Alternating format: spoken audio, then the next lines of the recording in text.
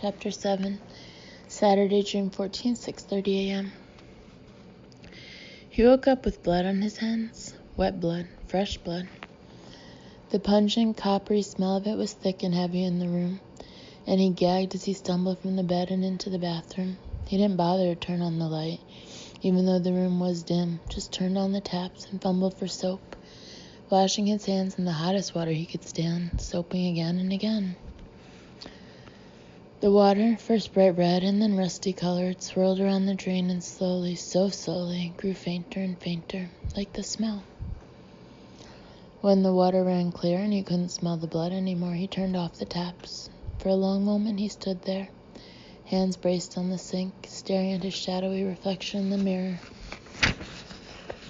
Finally, he went back into the bedroom and sat on the side of the tumbled bed, staring at nothing. Again. It had happened again. He could still smell the blood, though there was no sign of any on the sheets. There hadn't been before either. There never was on anything he touched. Just his hands. He leaned forward, his elbows on his knees, and stared at his hands, strong hands, clean hands. Now. No blood, now. What have I done? He whispered. Oh, Christ, what have I done? Travis Keach yawned widely as he sat up in bed and vigorously rubbed his head with both hands. Jesus, it's after 8. It's dawn, Alyssa Taylor said sleepily, and it's Saturday, so who cares? I care, I have to, I'm supposed to work. The chief said we could come in later if we've worked late, which I did last night, but we're all working overtime. I suppose it's taking all of you to investigate these murders? You can say that again. And I suppose you've got leads to follow? Her voice still sounded sleepy, but Travis looked down at her with a tolerant smile. You know, just because you're convinced I'm a yokel with straw in my hair doesn't mean you're right. I don't know what you're talking about. Sounding less sleepy now, she stretched like an elegant cat. The position showed him a nice expanse of bare skin, already wearing a light summer tan, which really set off her gleaming dark hair and pale eyes. Oh, come on, Allie. I don't normally end up in bed with gorgeous women just hours after meeting them in our one little excuse for a bar. Unless, of course, they happen to be TV reporters from the big city and I happen to be involved in a serial killer investigation. Don't underrate yourself, Alyssa told him, and don't measure my morals with your yardstick if you don't mind. I didn't set out to sleep with a cop, and I don't go after stories on my back. A lot of reporters do, I hear. I'm not one of them. The sheet had slipped to show him most of one generous breast, and Travis decided he didn't want to offend her. I never said you were, he protested, lying back down beside her and reaching underneath the covers. But you could have had any guy in that bar and you came home with me. What else was I supposed to think? That I thought you were sexy? She didn't exactly pout, but her body was just the slightest bit stiff when he pulled her into his arms. That I was bored and didn't want to go back to my hotel room alone? That I like guys in uniform? Which was it? He asked, nuzzling her neck. All of the above, she sighed and relaxed in his embrace, her arms slipping around his middle and her hand sliding downward. And you've got a cute ass, too. He made an urgent sound, his body responding instantly to her caress, and she thought with faint, fleeting amusement that there was a lot to be said for catching a guy in his early 20s at the peak of his sexuality. A lot to be said. She murmured, I thought you had to go into work. Later, Travis said.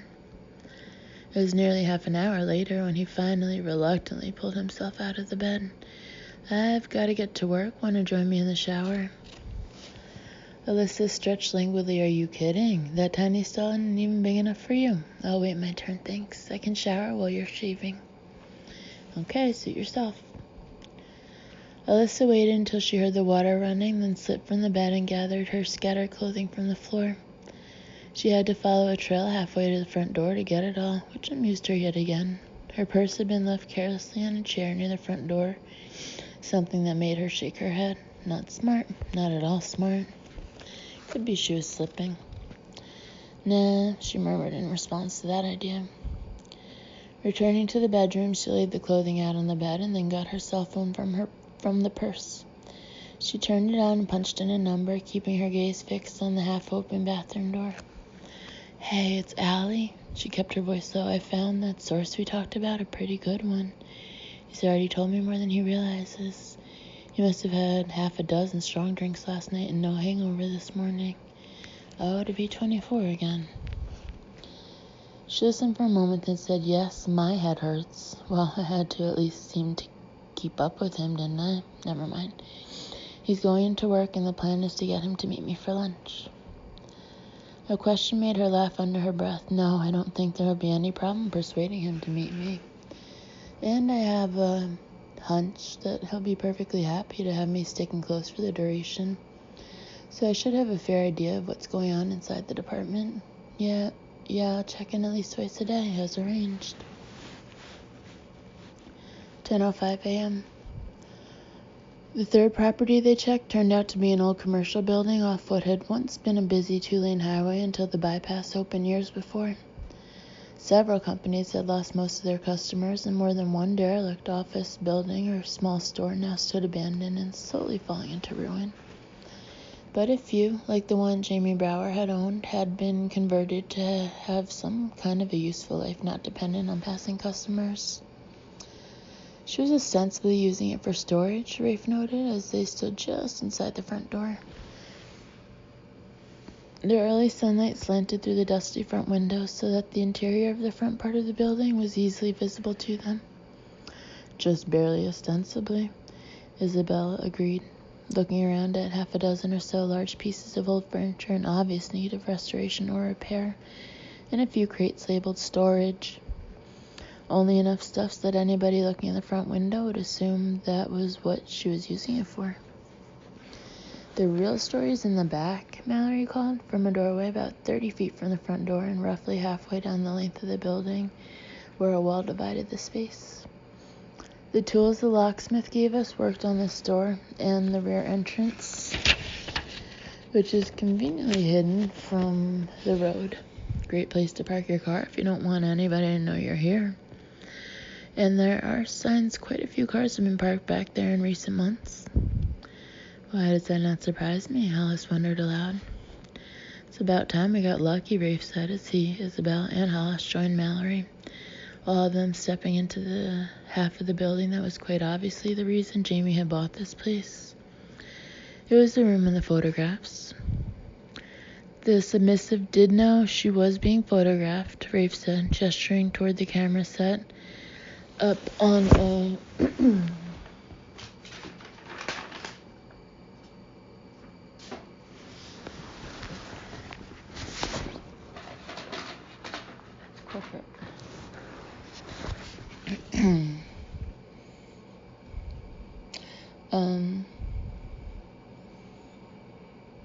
tripod several yards from the bed platform. There's no place in here to hide that thing. The distance and angle looked just right. Hollis, wearing latex gloves as they all were, went to examine the camera. "Yeah, it's set up to work on a timer. No cartridge or disc," she said.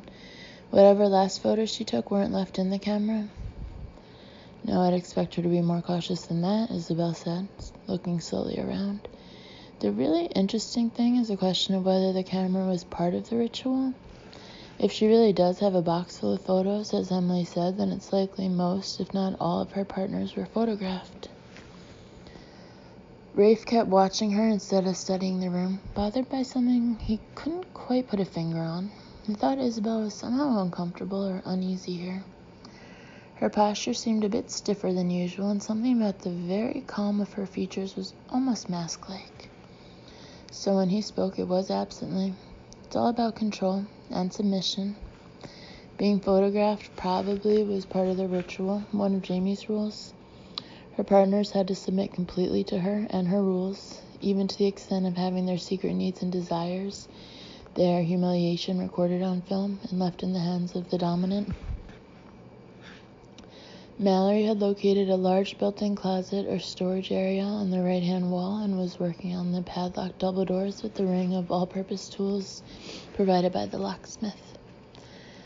"Just for the record," she said, "I don't ever want to want anything that much. I'll second that, Rafe said. He was still watching Isabel and directed his question to her. Pick me up anything? Lot, she answered. I don't know yet how much of it will be important, though, or even relevant. Her voice had been completely serene, but Rafe found himself frowning nevertheless. He glanced at Hollis and saw that she was also watching her partner intently, a crease between her brows indicating worry or unease. Isabel walked over to the bed platform and bent slightly to place her gloved hand on the bare, stained mattress. Her face remained expressionless, though her mouth seemed to firm. I guess the latex doesn't interfere with psychic contact, Rafe said.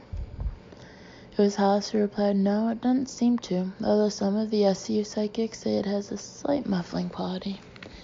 Like everything else, it varies from person to person. Got it, Mallory announced suddenly.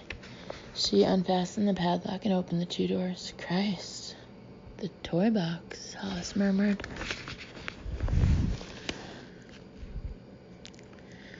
Dana Early would have been the first to admit that being in Hastings at this particular time was making her extremely nervous. It had always been easy in the past for her to blend in, become a part of the background until she was ready to step in front of the camera and report the news. This time she was afraid of becoming the news. You shouldn't be out here, one male citizen of the small town scolded her in front of the coffee shop when she attempted to interview him about his feelings. I'm not alone, Dana said, gesturing toward Joey.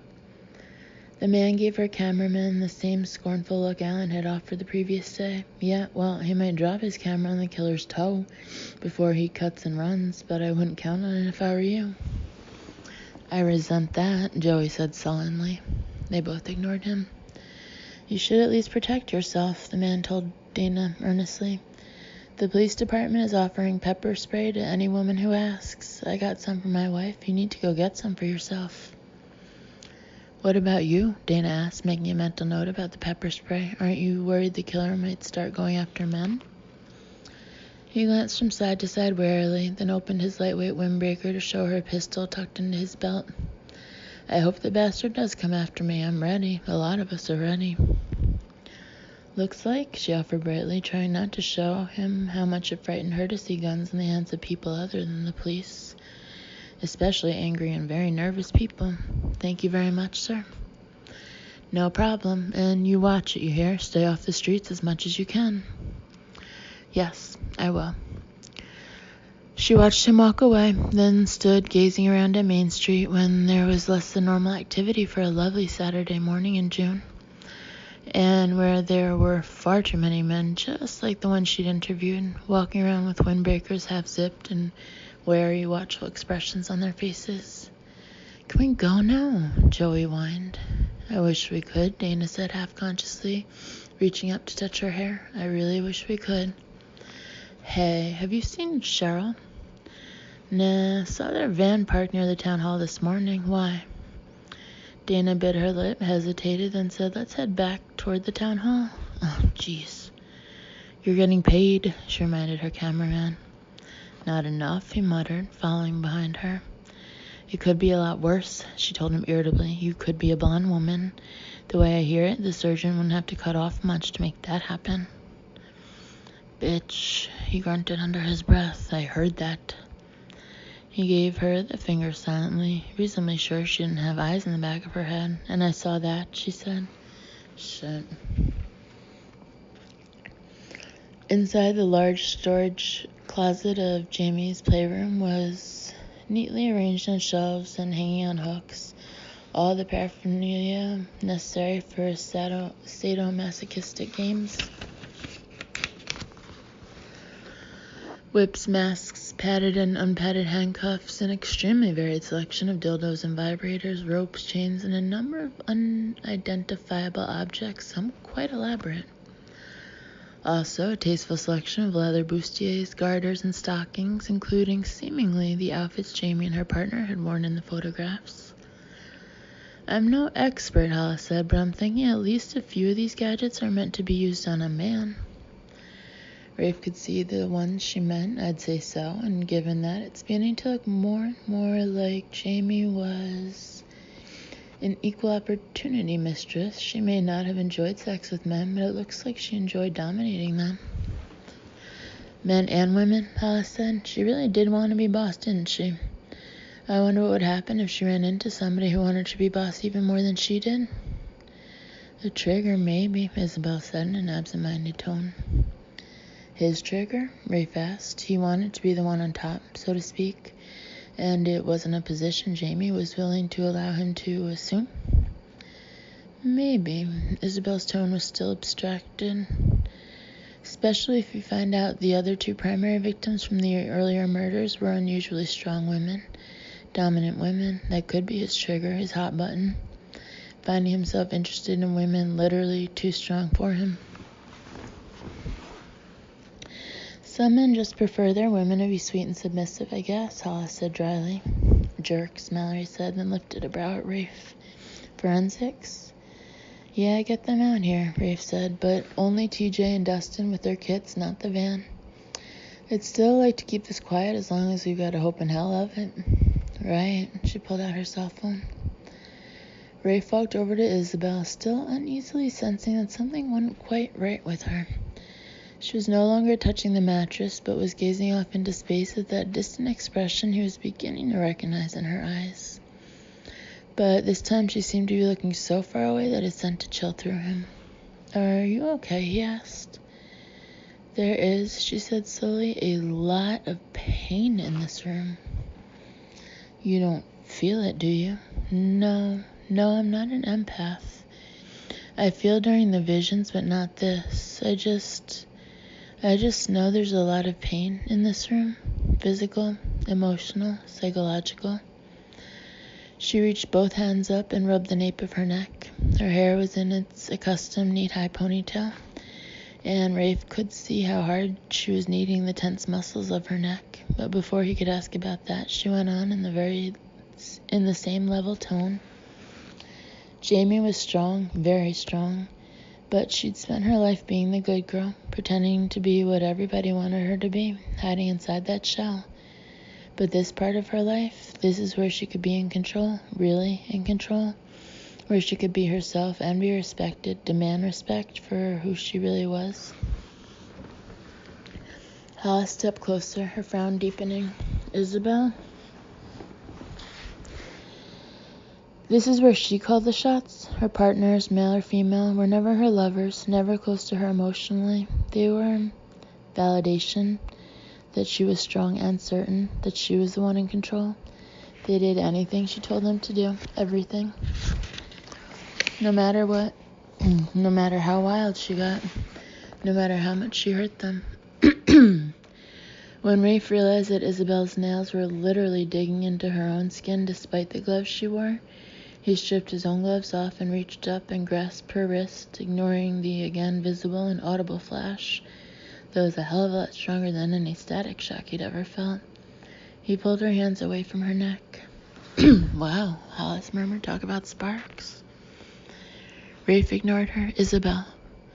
She blinked, those vivid green eyes still distant but seemingly focusing on him. What? You've got to stop, now. I can't. You have to. This is hurting you. He wasn't entirely sure she knew who he was. She was looking at him, he thought, as though he were the only technicolor object in a black and white universe, puzzled and wondering. It always hurts, she said, matter-of-factly. What difference does that make? Isabel, bad things happened here, you know. It's been going on for years. But Jamie was always in control. She had to be. Always. At least until... She frowned. They sold insurance here, and before that, no, after that, somebody sold bootleg whiskey out of here for nearly a year. Moonshine, just like you said. How strange. And a preacher spent some time here, a few weeks, except that he wasn't a preacher anymore, because he'd been caught in bed with a deacon's wife, and it hadn't been the first time. He thought God had abandoned him, but it was the other way around. Said, take her outside. There are too many secrets in this place, too much pain, too much information for her to sort through all at once. Rafe didn't wait for a more complete explanation. Isabel was pale. He could feel her shaking, and it didn't require anything more than common sense to know she was very close to some kind of collapse, so he took her outside. Isabel didn't really protest, although once they were outside, she did mutter under her breath, "Shit, I hate it when this happens." He put her in the passenger seat of his Jeep and got the engine and air conditioner running, then dug into his first aid kit and pulled out a gauze pad. "What's that for?" He tore open the wrapping and reached over to place the pad against the nape of her neck, again ignoring a strong shock. "Ouch," she said.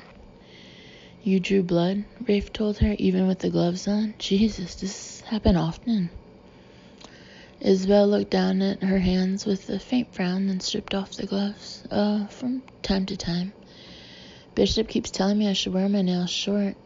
Maybe I'd better start listening to him. Got any aspirin in that box?" "Ibuprofen." "Even better. If I could have a couple, or a dozen." She reached up to hold the pad in place herself while he got the pain reliever and then a bottle of water from the cooler he kept in the Jeep.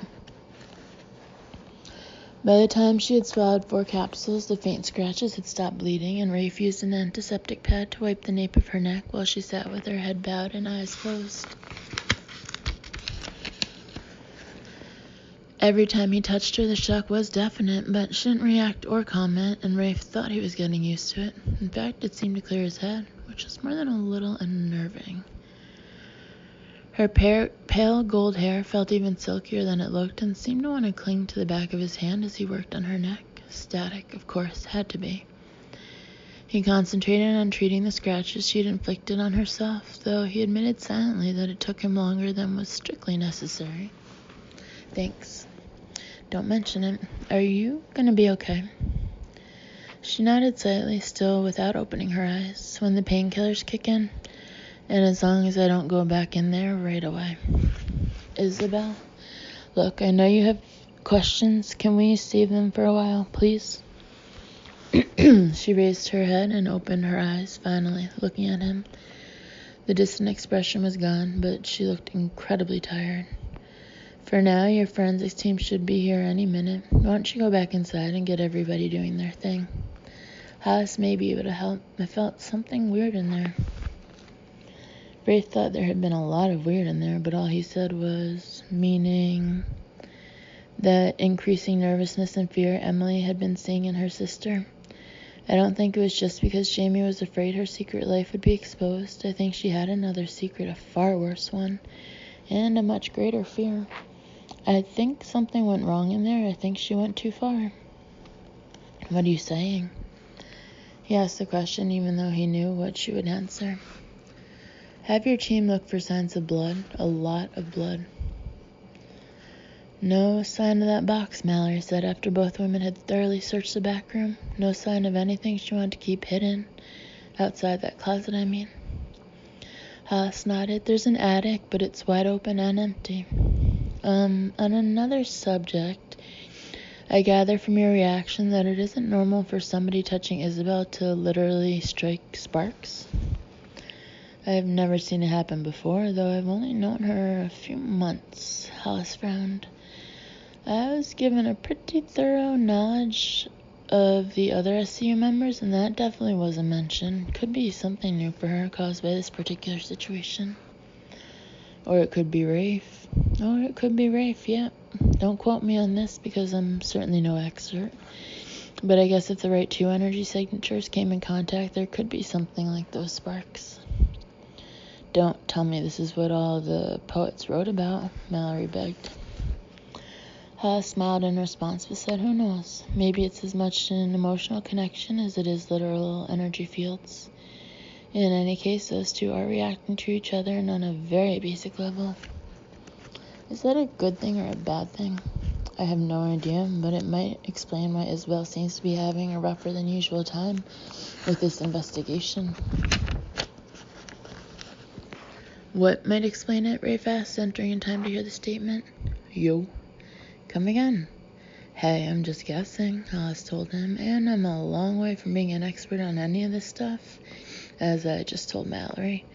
But I was taught at Quantico that sometimes electromagnetic fields, those of individual people or places, come together in a particular way that tends to change or enhance a psychic's natural abilities, or at least alter the limitations of those abilities. I have never seen Isabel so wide open, and as far as I can tell, it's all been hits, no misses. That is very unusual. I'm thinking that sparking thing between you two has something to do with it. We can't be sure everything she's picked up is factual, not yet, Rafe said without commenting on the sparking thing. I wouldn't bet against her. Well, I sure as hell hope she's wrong about one thing. She thinks one of Jamie's little games got out of hand. We're now looking for evidence of a death here. Shit, Mallory stared at him. You mean separate from our serial killer? Goodness knows. Hollis, are you getting anything? I haven't tried. From the slightly stubborn set of her jaw, it didn't appear she planned to anytime soon. After seeing what had happened to Isabel, Rafe wasn't about to push either psychic, but he was still curious. Isabel never seems to try. I mean, it doesn't seem to be an effort for her. It isn't for her. He waited, brows raised. After a moment, Hollis said, You know the bit about me not being able to hear what these victims have tried to tell me? So far, I mean. Somewhat warily, Rafe said, Yeah, I think I get that. There's a barrier, something virtually every psychic has. We call them shields. Think of it as a bubble of energy our minds create to protect us. Most psychics have to consciously make an opening in that shield in order to use our abilities. We have to reach out, open up, deliberately make ourselves vulnerable. You didn't seem to be doing it deliberately, Rafe noted. I'm new at this. My control isn't as strong as it should be yet, so sometimes I reach out, or at least open a door or window in my shields without meaning or wanting to. Usually when I'm tired or distracted, something like that. Eventually, they tell me I should be able to shut the stuff out unless and until I very specifically want it. Most psychics can do that. Isabel is a very rare one who can't. You mean... I mean she lacks the ability to shield her own mind. She's always wide open, always picking up information, important stuff, trivia, everything in between. All that stuff always coming at her, crowding into her mind like the voices of hundreds of people all talking at once. It's a miracle she can make sense of it at all. Hell, it's a miracle she isn't locked up in a padded room somewhere screaming her guts out. Hollis drew a breath. When she told you she couldn't stop it, she meant it literally. She can't shut it off, ever. Isabel sat in the cool Jeep and stared down at her hands, watching them shake. Okay, she murmured, so this one was bad. You've had bad ones before. You've heard all the ugly voices before. You can handle them. You can handle this. She heard the ghost of a laugh escape her, but not if you keep talking to yourself. She laced her fingers together in her lap and raised her head, staring through the windshield at the building where Rafe and the others were. It was where she should be, damn it, and never mind the pain. In there, trying to sort through all the impressions, listening to the voices still echoing too loudly in her head, even the ugly ones, maybe especially the ugly ones. Doing her job. Isabel drew in a deep breath and let it out slowly, trying to focus, to soothe raw nerves and regain control of her senses, all her senses. Control. She had to find control. Jamie had liked controlling people, and that preacher. Gosh, my gosh, why have you abandoned me? Obey your mistress, crawl. Just 3 quarts more, and bones bend before they break, Bones bend. Blood, so much blood. Her shaking hands lifted to cover her face, fingertips massaging her forehead and temples hard, and Isabel drew another breath, fighting to close out the voices. Not that she could, not that she'd ever been able to. Still, she tried. Concentrate. Focus. Don't listen to them. She tempted me, that's what it was. Tempted me down the road to damnation. I was weak. I can make the rope tighter. I can make the rope much tighter. You want me to, don't you? You want me to hurt you. You want me to hurt you until you scream with the pain. Bones bend. And Bobby Grange over to Horton Mill, he wants enough to fill a keg. Must be having a party, I guess. Guys like him keep me in business, that's for sure. And it ain't my business what else they do. It just ain't any of my affair. It wasn't my fault she tempted me. Do you know what happens when you feel all the pain you can feel? When your nerve endings are hot and raw and your voice is gone from screaming? Do you know what it feels like to go beyond pain? Let's find out. Bones bend before they... Isabel. Her hands jerked away from her face, and Isabel stared all around her, a bit wildly at first. There it was, a different voice, male, powerful, crouching in the darkness.